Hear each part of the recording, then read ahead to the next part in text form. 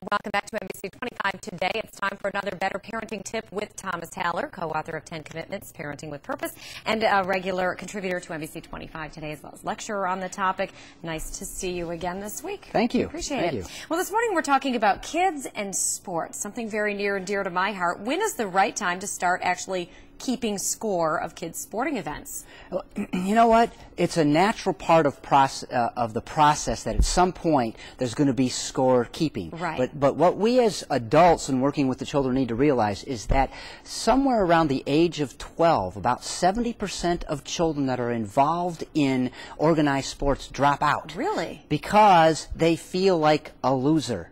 And they move on to other activities that aren't putting that pressure on them. So we have to think about what really is the intent when children are younger. What's the intent of their role in playing in this sport? When they're, 5, 6, 7, 8, in that age range, the purpose of them being involved in the sport is so that they learn about the skill that it takes to play this, that they practice, that they learn the rules, and that they have an appreciation for the skill that it takes to be able to play this game, and they love it. And so there's no need to bring a score and who's keeping score and to set that up at that point. Now, we all know that society's keeping somebody out there is keeping a mental score. If the parents aren't keeping score, somebody is. So then we do need to move into that. And we have to think about what's the league's intent that they're involved in. And the league should dictate some of that. A lot of them say, no, at around 9 or 10 we're going to start keeping score.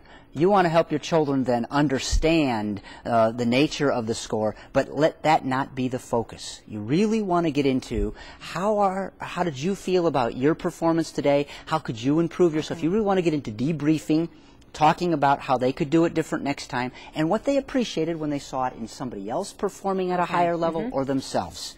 That's where you want to go. At any level, that's important. Sure. And then the score you slowly work in. But that's not our main focus. Even with the highly focused child, stay on what their role in performing and contributing and their skill. Okay.